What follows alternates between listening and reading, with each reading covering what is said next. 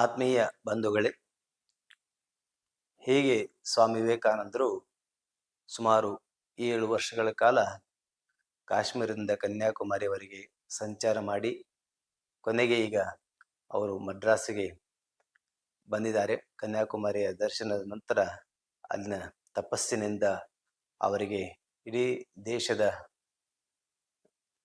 ಏಳಿಗೆಯನ್ನು ಹೇಗೆ ಸಾಧಿಸಬೇಕು, ಏನು ಮಾಡಬೇಕು ಅನ್ನೋದ್ರ ಬಗ್ಗೆ ಒಂದು ಚಿತ್ರಣ ಅವರ ಕಣ್ಣ ಮುಂದೆ ಬಂದದ್ದನ್ನು ನಾವು ನೋಡಿದ್ದೇವೆ.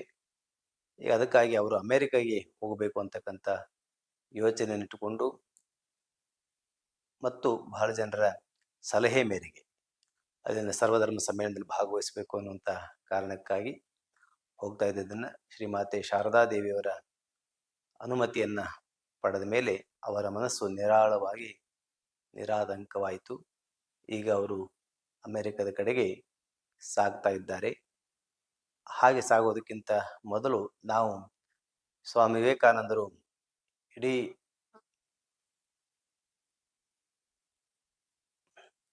ಭಾರತದಾದ್ಯಂತ ಸಂಚರಿಸುವಾಗ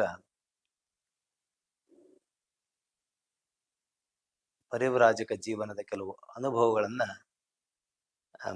ಅದನ್ನ ಪ್ರತ್ಯೇಕವಾಗಿ ನಾವು ನೋಡೋದು ಒಳ್ಳೆಯದು ಅಂತ ಅನ್ಸುತ್ತೆ. ಯಾಕೆಂತಂದ್ರೆ ಅನುಭವಗಳೆಲ್ಲವೂ ಸಿಕ್ಕಿಲ್ಲ, ಸಿಕ್ಕಂತ ಕೆಲವು ಕೂಡ ಬಹಳ ನಮಗೆ ಒಂದು ಹೊಸ ನೋಟವನ್ನ ಅಲ್ಲಿ ಕೊಡ್ತಾವೆ. ಜೊತೆಗೆ ವಿವೇಕಾನಂದರು ಆ ಪರಿವ್ರಾಜಕ ಜೀವನವನ್ನು ಎಷ್ಟು ತಮಾಷೆಯಾಗಿ, ಅಂದ್ರೆ ಅಲ್ಲಿ ಬರ್ತಕ್ಕಂಥ ಕೆಲವು ಘಟನೆಗಳನ್ನ ಅವರು ಒಂದು ರೀತಿ ಸರಾಗವಾಗಿ ತೆಗೆದುಕೊಂಡಿದ್ದರು ಅನ್ನೋದ್ರ ಬಗ್ಗೆ ಒಂದು ಚಿತ್ರಣ ಸಿಗ್ತದೆ. ಒಂದು 2-3 ಘಟನೆಗಳನ್ನ ಅದನ್ನು ನೋಡಿ ಆ ನಂತರ ಅಮೆರಿಕೆಗೆ ವಿವೇಕಾನಂದರು ಹೋಗಿ ಅಲ್ಲಿ ಮಾಡುವಂತ ಕಾರ್ಯಗಳ ಬಗ್ಗೆ ಮತ್ತು ಅವರ ಉಪನ್ಯಾಸದ ಬಗ್ಗೆ ನೋಡೋಣ. ಪರಿವ್ರಾಜಕ ಜೀವನದಲ್ಲಿ ಅವರು ಓಡಾಡ್ತಿರ್ತಕ್ಕಂಥ ಸಂದರ್ಭದಲ್ಲಿ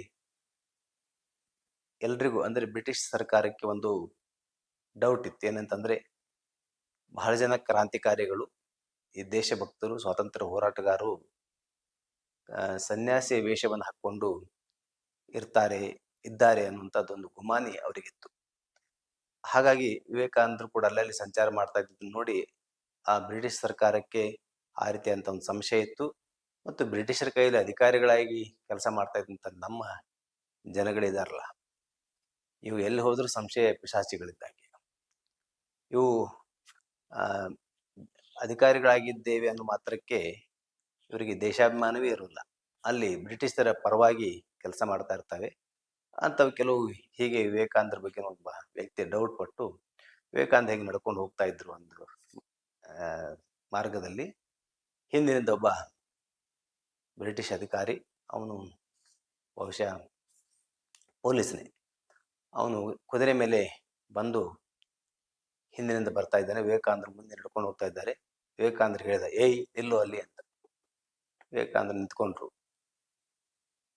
ಏನ್ ಮಾಡ್ತಾ ಇದ್ದೀಯಾ, ಎಲ್ಲಿ ಹೋಗ್ತಾ ಇದ್ದೀಯಾ ಅಂತ ಹೀಗೆಲ್ಲ ವಿಚಾರಿಸಿದ. ಅವರು ಸ್ವಾಮೀಜಿ ಅವರು ಎಲ್ಲಿ ಹೋಗ್ತಾ ಇದ್ದ ವಿಚಾರಗಳನ್ನೆಲ್ಲ ಹೇಳಿದರು. ಹೇಳಿದ ಮೇಲೆ ನನಗೆಲ್ಲ ಗೊತ್ತಾಗಿದೆ, ಈಗ ನಿಮ್ಮಂತ ಎಲ್ಲ ಕ್ರಾಂತಿಕಾರಿಗಳು ಸನ್ಯಾಸಿಗಳು ಸೇರಿ ಸರ್ಕಾರದ ವಿರುದ್ಧ ಪಿತೂರಿ ಮಾಡ್ತಾ ಇದ್ದೀರಿ, ಅದಕ್ಕೆ ನಿನ್ನನ್ನು ಜೈಲಿಗೆ ಹಾಕ್ಬೇಕಂತಿದ್ದೀನಿ ಅಂತಂದ ವಿವೇಕಾನಂದರಿಗೆ. ವಿವೇಕಾನಂದರು ಅವನನ್ನ ಒಂದು ರೀತಿ ತಮಾಷೆ ಇದ್ರಲ್ಲಿ ನೋಡಿ, ಒಂದು ದೃಷ್ಟಿ ನೋಡಿ ಅವನಿಗೆ ಕೇಳಿದ್ರು, ಖಾನ್ ಸಾಹೇಬ್ರೆ, ಹೌದಾ, ನನ್ನ ಜೈಲಿಗೆ ಹಾಕ್ತೀರಾ, ಎಷ್ಟು ದಿನ ಆಗ್ಬೋದು ಅಂತ ಕೇಳಿದ್ರು ವಿವೇಕಾನಂದ. ಅವನು ಹೇಳಿದ, ಒಂದು ವಾರ ಆಗ್ಬೋದು ಅಂತ, 1 ವಾರ ಜೈಲಿಗೆ ಹಾಕ್ತೇನೆ ಅಂತಂದ. ಅದಕ್ಕೆ ವಿವೇಕಾನಂದ ಹೇಳಿದ್ರು, ದಯವಿಟ್ಟು ಒಂದು ತಿಂಗಳ ಕಾಲ ಆದರೂ ನನ್ನ ಜೈಲಿಗೆ ಹಾಕಿದ್ರೆ ಬಹಳ ಅನುಕೂಲ ಆಗುತ್ತೆ, ತಿಂಗಳಾದ್ರೂ ಆಗ್ಬೋದು, 3 ತಿಂಗಳಾದ್ರೂ ಆಗ್ಬೋದು ಅಂತ ವಿವೇಕಾನಂದ ಹೇಳ್ತಾರೆ. ಅವನಿಗೆ ಡೌಟ್ ಬರೋಕ್ಕೆ ಶುರು ಆಗ್ತದೆ. ಇವನು ಈ ಜೈಲಿಗೆ ಹೋಗೋದಂದ್ರೆ ಹೆದರ್ತಾರೆ ಅಂತ ಅನ್ಕೊಂಡು ನಾನು ಕೇಳಿದ್ರೆ ಇವನು ಜೈಲಿಗೆ ಬರೋದಕ್ಕೆ ಇಷ್ಟಪಡ್ತಾ ಇದ್ದಾರಲ್ಲ ಅಂತ ಅವನು, ಯಾಕೆ ಜೈಲಿಗೆ ಬರೋದಕ್ಕೆ ನಿನಗೆ ಅಷ್ಟಿಷ್ಟನ ಅಂತ ಅದಕ್ಕೆ ವಿವೇಕಾನಂದ ಹೇಳ್ತಾರೆ, ನಾನು ಅಲ್ಲಲ್ಲಿ ಭಿಕ್ಷೆ ಬೇಡ್ಕೊಂಡು ಒಂದೊಂದಿನ ಭಿಕ್ಷೆ ಸಿಗುತ್ತೆ ಸಿಗಲ್ಲ, ಎಷ್ಟೋ ದಿನ ಉಪವಾಸ ಇರಬೇಕಾಗ್ತದೆ. ಆದರೆ ಜೈಲಲ್ಲಿದ್ದರೆ ಕಾಲಕ್ಕೆ ಊಟಕ್ಕಂತೂ ಏನು ತೊಂದರೆ ಇಲ್ಲ, ಅದರಿಂದ ಊಟ ಮಾಡ್ಕೊಂಡು ಆರಾಮಾಗಿ ಇರ್ಬೋದು ಅಂತ ನನಗೆ ಯೋಚನೆ ಅಂತಂದ್ರು. ಅವನಿಗೆ ಇವನು ಯಾರೋ ಬೇರೆ ಕಾಣ್ತಾ ಇದ್ಬಿಟ್ಟು ಹೋಗ್ಬಿಟ್ಟ ಅಂತ. ಹೀಗೊಂದು ಇದೊಂದು ಘಟನೆ. ಹಾಗೆ ಇನ್ನೊಂದು ವಿವೇಕಾನಂದರಿಗೆ ಮೊದಲಿಂದಲೂ ನರೇಂದ್ರ ಇದ್ದಾಗಿಂದ ಅವರ ಫ್ಯಾಮಿಲಿ ಫ್ರೆಂಡ್.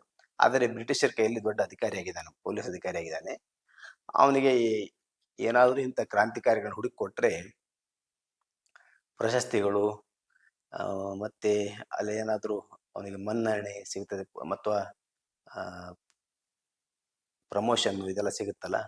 ಹೀಗೆ ಈ ಒಂದು ಆಸೆಗೆ ಅವನು ಈ ವಿವೇಕಾನಂದರು ಮತ್ತು ರಾಮಕೃಷ್ಣರ ಇನ್ನುಳಿದ ಸನ್ಯಾಸಿ ಶಿಷ್ಯರು ಅಲ್ಲಿದ್ರಲ್ಲ, ಅದನ್ನ ನೋಡಿ ಅವನಿಗೆ ಹಾಗೆ ಮನೆಗೆ ಇವ್ರ ಮನೆತನವೂ ಗೊತ್ತವನಿಗೆ ಗೊತ್ತಿದ್ರೂ ಕೂಡ ಹೋಗಿ ಒಂದ್ಸಾರಿ ವಿವೇಕಾನಂದರನ್ನ ತನ್ನ ಮನೆಗೆ ರಾತ್ರಿ ಊಟಕ್ಕೆ ಬರಬೇಕು ಅಂತ ಆಹ್ವಾನಿಸ್ತಾನೆ. ವಿವೇಕಾನಂದರು ಫ್ಯಾಮಿಲಿಗೆ ಗೊತ್ತಿರೋನು, ಹಳೆ ಪರಿಚಿತ, ಪೊಲೀಸ್ ಅಧಿಕಾರಿ ಆಗಿದ್ದಾನೆ, ಕರೆದಿರ್ಬೋದು ಅಂತ ವಿವೇಕಾನಂದರು ಸಂಜೆ ಅವನ ಮನೆಗೆ ಹೋಗ್ತಾರೆ. ಹೋದ್ಮೇಲೆ ಅವನು ಬೇರೆಯವರು ಯಾರು ಬಂದಿರ್ತಾರೆ ಅವಾಗ ಅವ್ರ ಜೊತೆಗೆಲ್ಲ ಮಾತಾಡ್ತಾನೆ, ಹರಡ್ತಾನೆ. ಅವ್ರು ಬ್ರಿಟಿಷ್ ಅಧಿಕಾರಿಗಳು ಬಂದ ಮೇಲೆ ಅವರು ತುಂಬಾ ಹೊತ್ತು ಮಾತಾಡ್ತಾನೆ, ಹೊರಟು ಹೋಗ್ತಾರೆ. ಆಮೇಲೆ ವಿವೇಕಾನಂದ ಎಷ್ಟೊತ್ತಾದ್ರೂ ಕೂಡ ಈ ವಿವೇಕಾನಂದರನ್ನ ಅವನು ಊಟಕ್ಕೆ ಕರೆದಿದ್ದಾನೆ, ಊಟದ ಮಾತೇ ಮಾತಾಡ್ತಾ ಇಲ್ಲ. ಅವರೆಲ್ಲ ಹೋದ ಮೇಲೆ ಅವನು ಎದ್ದು ನಿಂತ್ಕೊಂಡು ವಿವೇಕಾನಂದರಿಗೆ ಹೇಳಿದ, ಏಯ್, ಅವನು ಪೊಲೀಸ್ ಧ್ವನಿ ಸರಿಯಾಗಿ ಹೊಗಳ್ತೀವಿ ಇಲ್ಲೋ, ನೀನು ನಿನ್ನ ಸಹಚರರು ಕೂಡಿ ಏನ್ ಈ ಸರ್ಕಾರದ ವಿರುದ್ಧ ಪಿತೂರಿ ಮಾಡ್ತಾ ಇರೋದು ನನಗೆ ಗೊತ್ತಿಲ್ಲ ಅಂತ ಅನ್ಕೊಂಡಿದ್ಯಾ? ನನಗೆಲ್ಲ ಗೊತ್ತಿದೆ, ಸುಮ್ಮನೆ ಬಾಯ್ ಬಿಡು, ಇಲ್ಲ ಅಂತಂದ್ರೆ ನಿನಗೆ ದೊಡ್ಡ ಶಿಕ್ಷೆ ಕಾದಿದೆ ಅಂತ ಅಂದ್ಬಿಟ್ಟ. ವಿವೇಕಾನಂದರಿಗೆ ಆಶ್ಚರ್ಯ, ಊಟಕ್ಕಂತ ಕರೆದು ಈ ಆಸಾಮಿ ಹೀಗೆ ಮಾಡ್ತಾ ಇದ್ದಾನಲ್ಲ ಅಂತ ಅಂದ್ಕೊಂಡ್ರು. ಆಮೇಲೆ ವಿವೇಕಾನಂದ ಹೇಳಿದ್ರು, ಹಾಗಾದ್ರೆ ನಮ್ಮ ಬಗ್ಗೆ ನಿನಗೆ ಅಷ್ಟೊಂದು ಗೊತ್ತಿದ್ರೆ ನಮ್ಮನ್ನ ಯಾಕೆ ನೀನು ಬಂಧಿಸ್ಬೋದಾಗಿತ್ತಲ್ಲ, ಯಾಕೆ ಬಂಧಿಸಲಿಲ್ಲ? ಹಾಗಾದ್ರೆ ಕೋರ್ಟಿಗೆ ಹೇಳ್ಕೊಂಬರ್ಬೋದಾಗಿತ್ತಲ್ಲ, ಯಾಕೆ ಹೇಳ್ಕೊಂಬರಲಿಲ್ಲ? ನಮ್ಮ ಬಗ್ಗೆ ನಿನಗೆ ಅಷ್ಟು ಗೊತ್ತಿದೆ ಅಂತ ಹೇಳ್ತಿಯಲ್ಲ, ಮಾಡ್ಬೇಕಾಗಿತ್ತು ಅಂತಂದ್ರು.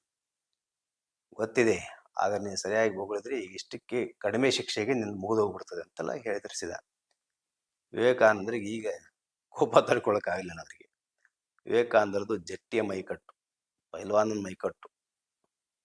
ಅವನು ನರಪೇತ್ರ ನಾರಾಯಣ, ಅವನು ನಿಂತ್ಕೊಂಡಿದ್ದಾನೆ.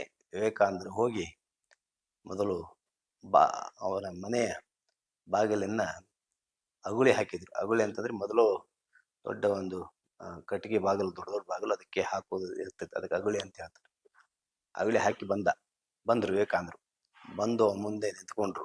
ಅವನ ಕಣ್ಣಲ್ಲಿ ಕಣ್ಣಿಟ್ಟು ಹೇಳಿದ್ರು, ಅವನ ಕೊರಳು ಪಟ್ಟಿ ಹಿಡ್ಕೊಂಡು ಹೇಳಿದ್ರು, ನೋಡು, ನಾನೇನಾದರೂ ನೀನು ಅಂದ್ಕೊಂಡ ಹಾಗೆ ಸರ್ಕಾರದ ವಿರುದ್ಧ ಏನಾದರೂ ಮಾಡುವಂತ ವ್ಯಕ್ತಿಯಾಗಿದ್ರೆ ಈಗ ನಿಂದ ಏನ್ ಮಾಡ್ಬೋದಾಗಿತ್ತು ನಾನು ಅಂತ. ಅವನು ಹೆದರ್ಬಿಟ್ಟ. ವಿವೇಕಾನಂದ್ರ ಮೈಕಟ್ಟು, ಅವರ ಕೋಪ ಬರಿತಂತ ಮುಖ ನೋಡಿ ಭಯಗೊಂಡ್ಬಿಟ್ಟ. ನೋಡು, ನಾನೇನಾದ್ರೂ ಹಾಗಾಗಿದ್ರೆ ನೀನು ಇಲ್ಲೇ ಹೆಸಿಗೆ ಹಾಕ್ಬಿಡೋದು ನಿನಗೆ, ಆದರೆ ಹೋಗು, ಬದುಕು ಹೋಗು ಅಂತೇಳಿ ಬಿಟ್ಟು ವಿವೇಕಾನಂದರು ಹಾಗೆ ನೇರವಾಗಿ ಮನೆಯಿಂದ ಹೊರಗೆ ಬರ್ತಾರೆ. ಇದೊಂದು ಘಟನೆ ನೋಡಿ, ವಿವೇಕಾನಂದರ ಜೀವನದಲ್ಲಿ ಎಂತೆಂಥ ಘಟನೆಗಳಿದ್ದಾವೆ. ಹೀಗೆ ಇಂಥ ಘಟನೆಗಳು ತುಂಬಾ ಇರಬಹುದು. ವಿವೇಕಾನಂದರು ಹೇಳ್ಕೊಂಡಿರ್ತಕ್ಕಂಥ ಕೆಲವೊಂದು ಘಟನೆಗಳಿವು.